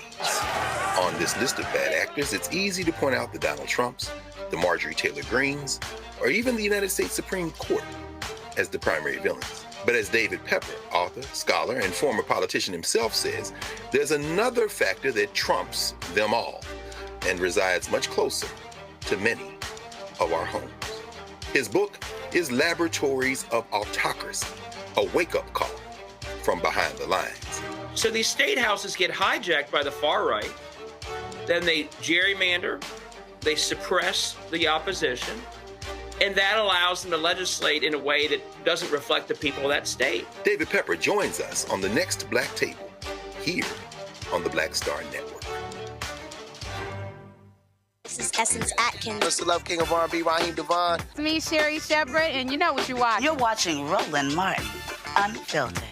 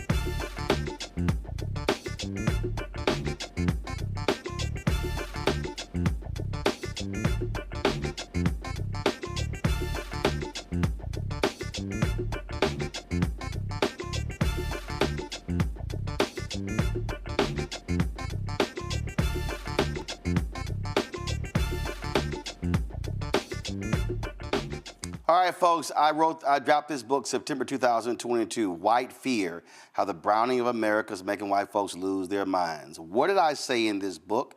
They are going to be coming after every single program that they believe gives us an advantage over them, even though nearly everything is for white folks in this country. Well, guess what? It happened on Wednesday. Go to my iPad, Anthony. Federal judge in Texas orders minority business agency open to all races. Now, the Minority Business Development Agency was created under President Richard Nixon. The purpose of this was to assist African Americans and other minorities when it comes to being able to do business with the federal government, providing skills, resources, also access to dollars. Now, the federal government spends upwards, y'all, of $600 billion annually in contracts. Go right to my iPad. In fiscal 2022, MBDA clients secured $1.6 billion in private and government contracts, agency data show. The agency also helped businesses raise $1.2 billion in capital, as well as create or retain roughly 16,000 jobs. Black-owned businesses received $680 million in contracts, the most of any group, followed by Hispanic-owned businesses at $526 million. Now, understand that's 2%. That's less than 2% of federal contracts. Oh, so what do these white conservatives do? They sued. So they argued that, oh, these are discriminatory, and then they give an unfair advantage to certain groups, as if white Americans have not had a massive advantage. So what they did was they filed a suit in Texas. And let me explain to you what they're doing, because they're judge shopping. They are specifically filing lawsuits in places knowing that judge is going to rule in their favor. All of y'all Simple Simon fools who kept telling me I was making too much of a big deal about Biden and Harris appointing federal judges, do you dumbasses now see what I was talking about? This one, again, out of 900 plus federal judges in America, this one federal judge issues this opinion and rules that the MBDA must now serve everybody and not just minorities.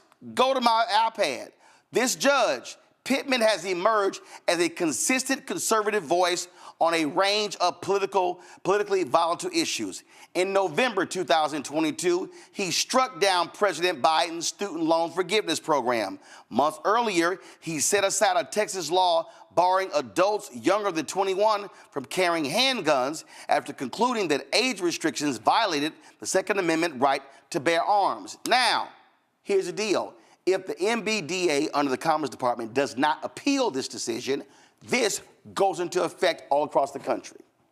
Scholars are now saying, oh, guess what? This ruling could very well change every single federal program that deals with disadvantaged businesses. Oh, I'm not done, Simple Simons out there. Guess what's then going to happen? They're going to go after every state program. Then they're going to go after every county program and every school district program and every city program. They're going to go after every single program. Oh, let's go beyond companies. They're going to go after corporate America. They've already gone after academia. So what they're saying is, oh no, you should be measuring everybody the same, even though white folks have been getting the hookup in everything. But y'all say the judges Biden, Harris, the point don't matter. Oh, Trump gonna fill my pockets with some money, so we gonna roll with him. Stephen Miller, Trump's white nationalist top advisor, he was the one behind the lawsuit that stopped the money going to black farmers. So all you dumbasses running around here talking about Trump, when y'all tell me about Waka Flocka and Lil Wayne and Kodak Black and all of them, don't nobody want to talk about their lawsuits stopping and targeting black people. And you know what they doing, Matt? They are even using the 1964 Civil Rights Act and the 1866 Civil Rights Act against black folks in these lawsuits. Matt? I was listening to a podcast this morning from the National Constitution Center, and they were talking about the recent decision regarding the insurrection and whether Trump could be barred from the ballot. And one of the contributors on there said something I never heard, but I thought was brilliant. He said litigation as politics. He said that litigation is often used as politics, and that's precisely what's happening here. Your comment on the venue shopping is exactly right with Pittman, especially because what he said here is he said the 14th Amendment Equal Protection Clause essentially bars the MDBA from being able to consider race. But the reason we know that it exists is to make sure that an imbalance is somewhat righted by creating an agency that helps minority business owners. And I think what is so problematic about this, but is so important to your point that you always make, is that, there's just a fundamental presumption that when you step into a judge's courtroom, he or she is supposed to be fair. But the reality is there are lawyers, including me. When I file a lawsuit, I have to consider the venue where I'm filing it, right? If I file in a judge's court where I know she's more inclined to be plaintiff friendly, then I know that may help my client. And that's essentially what they're doing here. But what's scary about it is you have judges who are deciding on bedrock issues and divesting people of longstanding constitutional rights using the same logic that put in place these agencies to support us. And what's scary about this is not only are they going to continue attacking state programs, we're in the Fifth Circuit, the most conservative appellate circuit in the entire country. So the idea that the Fifth Circuit is not going to rubber stamp this is absurd. They are likely going to rubber stamp it. And then you get to a conservative Supreme Court with a 6-3 majority that has already said universities can't use race in their determinations. So the problem with this is it's going to set a precedent, or could set a precedent, where all the programs that are in place to try to right that imbalance to some extent are going to be under attack. And we're going to be going back to before the 1960s and the Warren Court that put in place some of these constitutional rights to help us, or recognize these constitutional rights to give us a fair shot in this country. So when you look at the suit, Kelly, one is a guy out of Fort Worth. Another is a immigrant from communist Romania. Go to my iPad.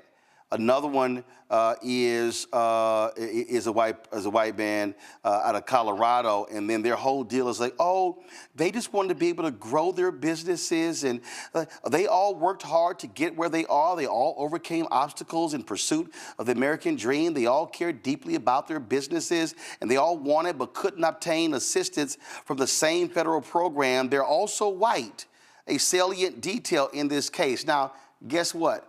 What Pittman didn't talk about are the programs that the federal government had to benefit women. See, when a Tennessee federal judge ordered changes to the 8A program, it was because a white woman applied.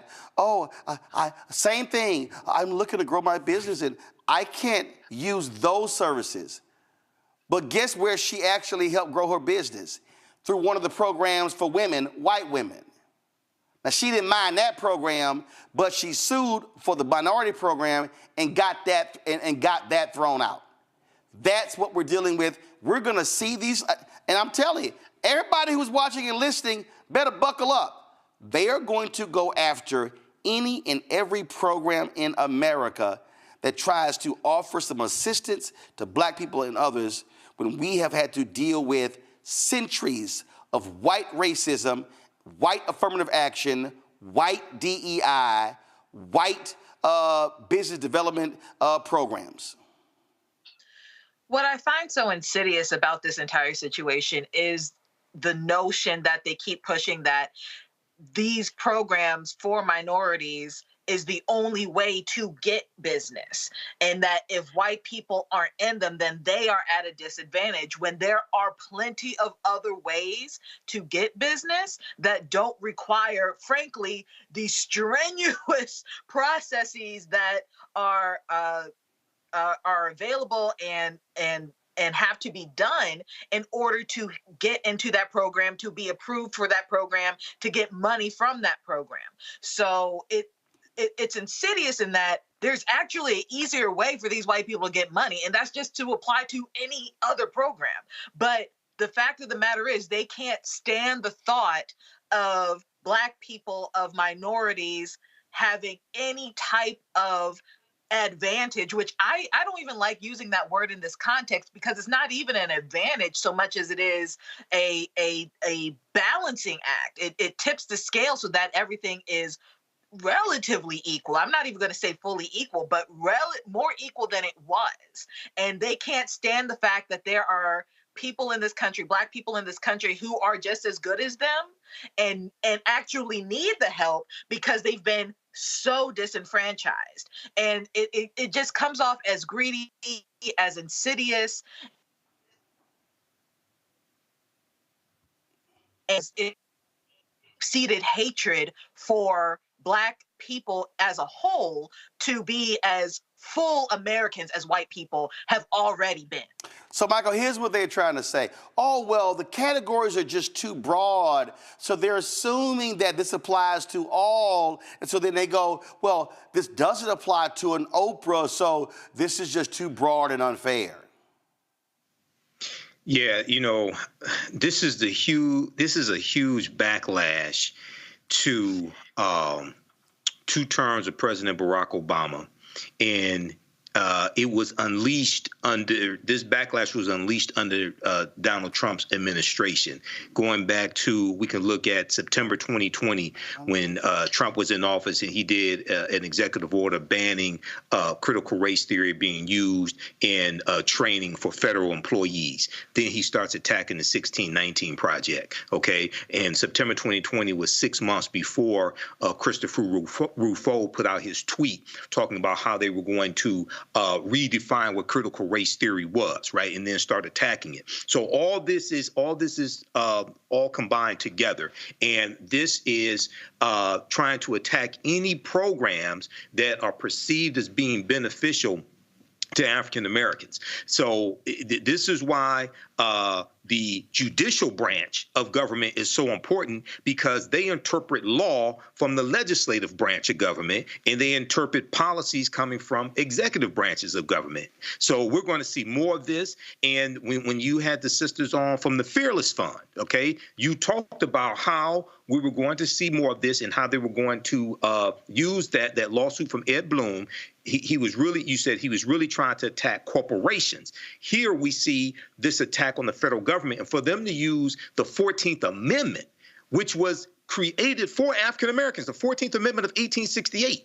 Now they're trying to use that Reconstruction Constitution against us, and then trying to use the Civil Rights Act of 1866, which allowed African Americans to enter into contracts, legal agreements. That was specifically for African Americans. Now they're trying to use that against us also. So this is why elections have consequences and why it's important to understand history. And once again, we have to take these people out of power, because it's going to get worse if we don't fight back. Yeah, I mean, again, I keep, and so for all y'all Simple Simons, hey man, you ain't up but a Democratic shield. All you done is said here, shilling for the Democrats. Do you idiots realize every single one of these judges ruling against affirmative action, ruling against the MBDA, ruling against the Fearless Fund, ruling for all of these folks, they're all conservative, Republican appointed judges.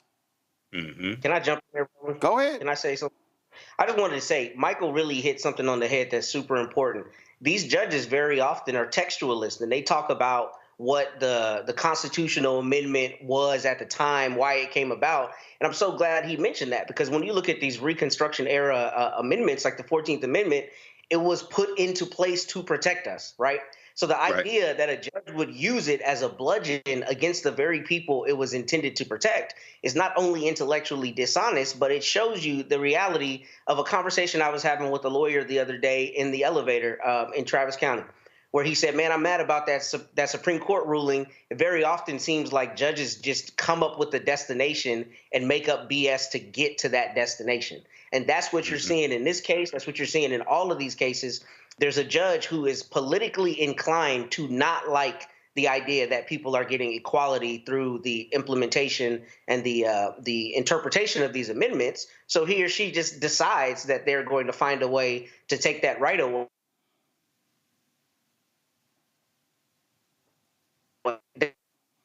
cases. People don't realize it, but it's intellectually dishonest if your whole ideology is textualism, because the 14th Amendment came about to protect the very people it was used as a bludgeon against in this order. And again, for folks who don't understand this here, federal judges are appointed by the president. Federal judges are confirmed by the United States Senate.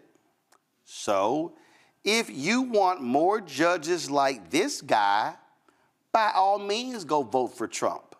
And by all means, elect the Republican United States Senate. But if you don't like this ruling, you might want to vote for Biden-Harris.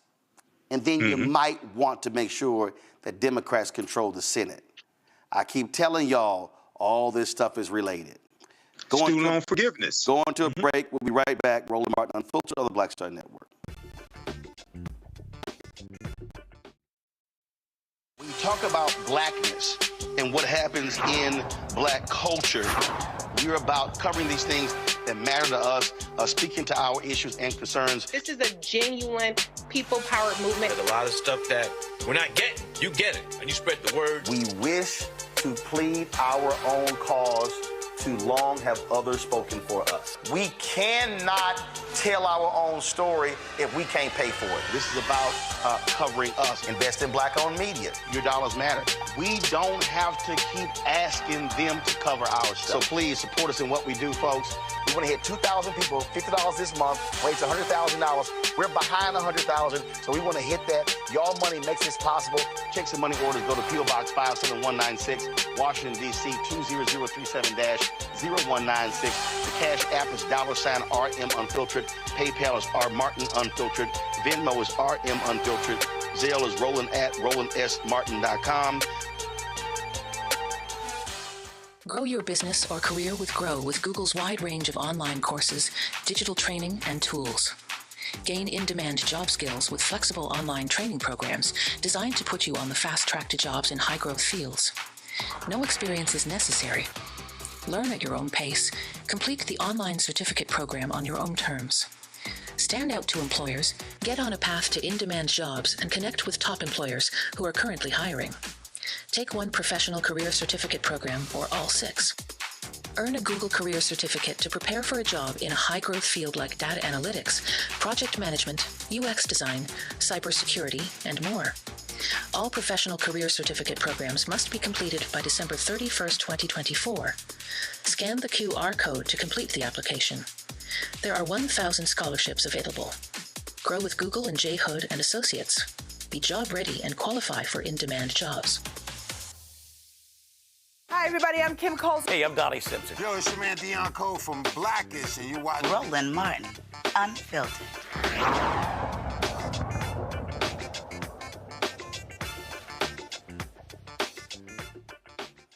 All right, fam, I saw a couple of great videos that I thought, you know what, I might as well share with Michael, Matt, and Kelly on this Friday before the weekend. And so, check this one out. What is your favorite word? Rural. What is your least favorite word?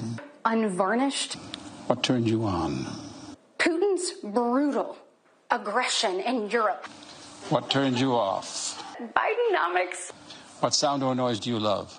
Or what sound or noise do you hate? Moms and dads, just like you. What is your favorite curse word? Alabama. What profession other than your own would you like to attempt? Sweeping the floor at my dad's hardware store. What profession would you absolutely not like to mess around with? And cleaning the bathroom at my mom's dance studio. And if heaven exists, what would you like to hear God say when you arrive at the pearly gates? Are you better off now than you were 3 years ago? What is your favorite word? Rural. What is your least favorite word? Unvarnished. Oh, you know, I had to have a little fun with that one. Kelly actually might like this one. Go. Imagined what my story would entail. To think about what the American dream can do across just one generation, in just one lifetime. It's truly breathtaking. But right now, the American dream has turned into a nightmare. I I never could have imagined what my story. All right, come on. Sorry, y'all. So that was pretty good one here. I thought this one also was pretty good. As two mommies, I have to send my kids to school where there are books that aren't the Bible. How can I explain this to my children, Bridgestone and Esther? Y'all, as a mom, I have dinner on the stove. Shit, I forgot. This will be just a second. Innocent people. All right, I saw one more, which I thought was pretty funny. Here we go. So I can't wear shoes. My feet are freezing. They said I have to be barefoot. Okay. I think it'd be easier if we did this in my office, where I work. I'm a senator, I could do it in the office. No, we have to do it in the kitchen. You want my husband to do it in the office, but my husband's, I'm the senator, he's not, okay, yeah. No, I love this line about empty seats at the kitchen table. I really can't believe they're gonna let me talk about gun violence. Oh, it's not about guns, it's about illegal immigrants. Okay, is that a bigger problem than guns? Now I'm so confused. No, okay. But... I just couldn't let go of it, Kelly. The Handmaid's Tale one is officially my favorite. Her name is now of Mitchell. If you don't understand that reference, I can't help you because it's going to take way too long for me to give you the full story of how that is related to The Handmaid's Tale. But her name is now of Mitchell. That was just a very weird response to a State of the Union address. It was just weird. And in fact, this was Speaker Mike Johnson as he watched Senator Britt deliver her speech.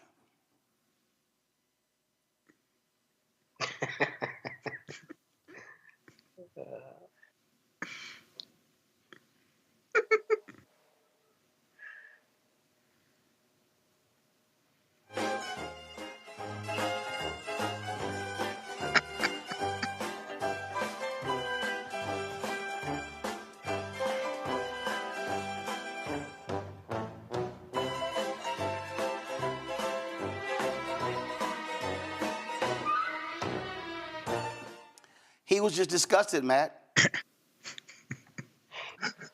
As was I watching Katie Britt and watching him back there trying to make himself frown on half of it. And then when he clapped, he tried to act like he wasn't clapping, kind of a little bit.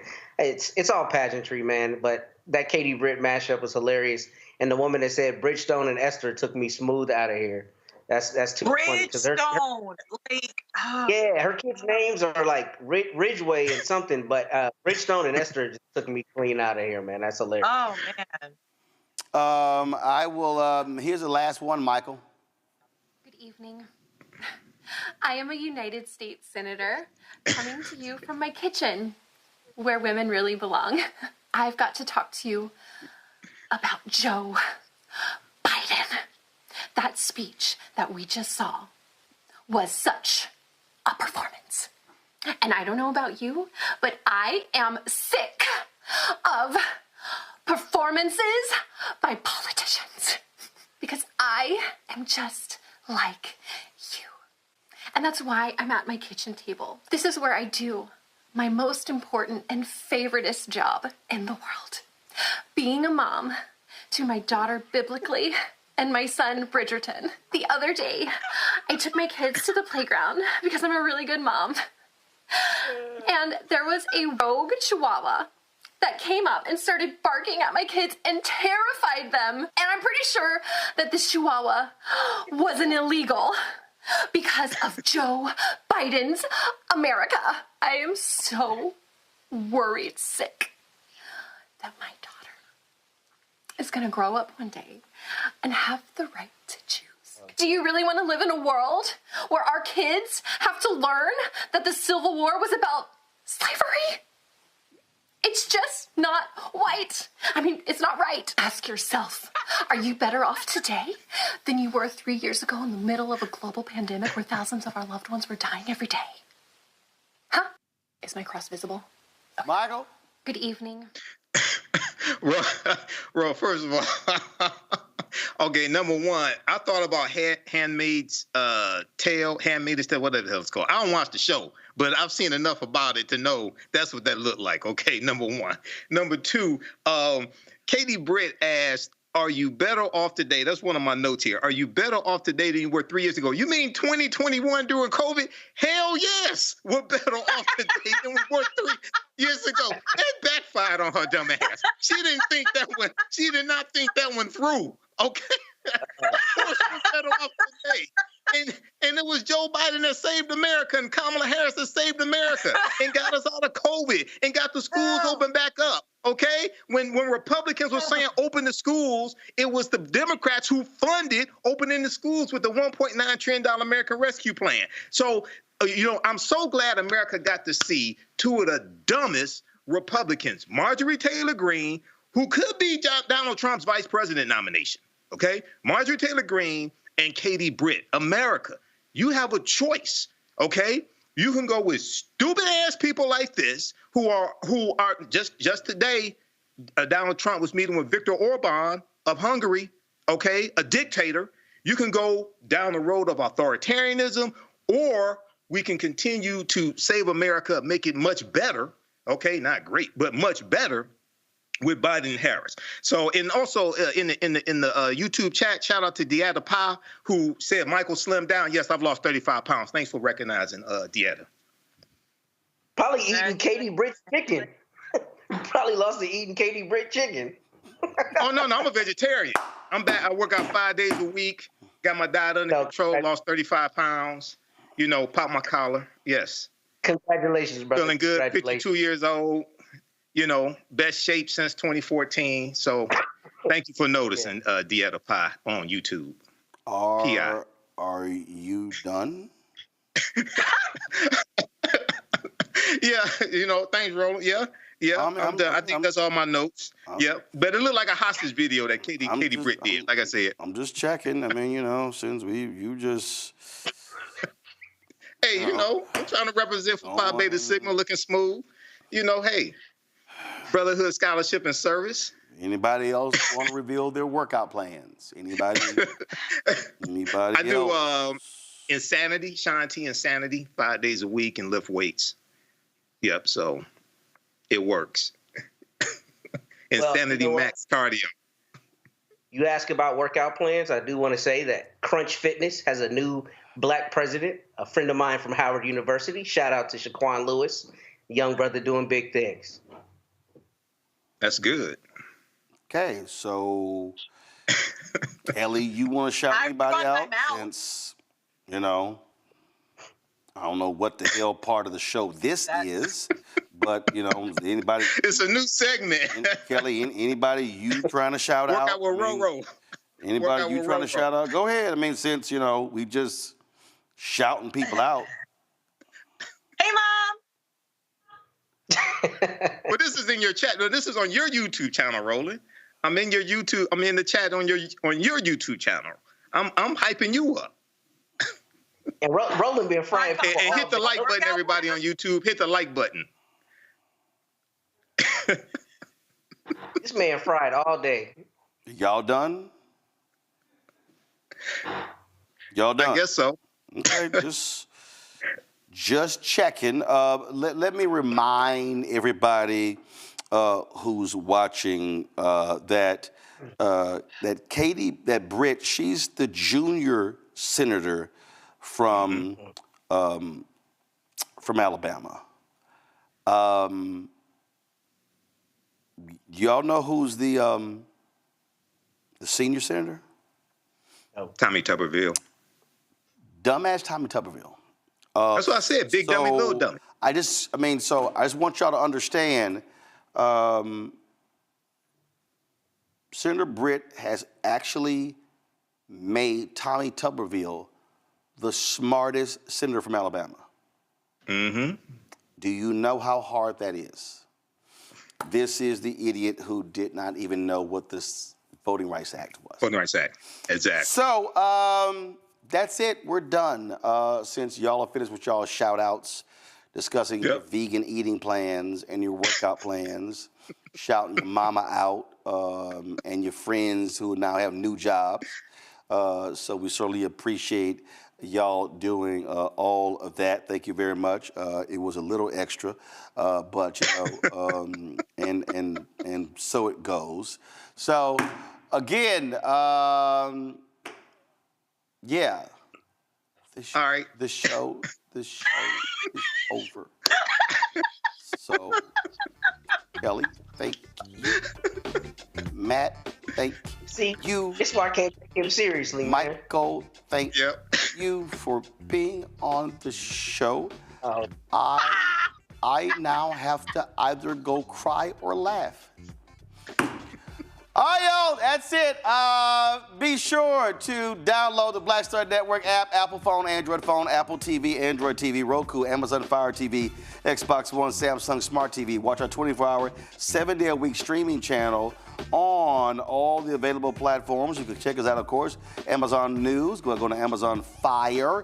You can also go to Plex TV. You can check us out also, of course, on Amazon Freevee, as well as Amazon Prime Video. Don't forget, y'all, to support us in what we do. Join our Bring the Funk fan club. Your dollars are critically important. Send your check and money order to P.O. Box 57196, Washington, D.C., 20037-0196. Cash App, $RM Unfiltered. PayPal, R. Martin Unfiltered.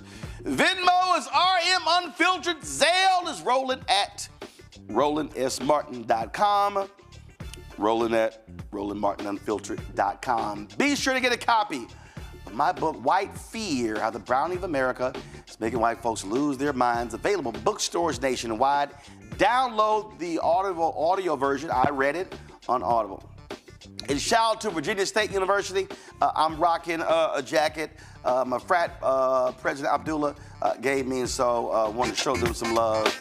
And so, of course, I wore this week, Lincoln University, and also I rock Jackson State University. So shout out to them. All right, folks, that's it. I'll see y'all on Monday right here on the blackest, realest show out here, Roland Martin Unfiltered on the Black Star Network. Holla!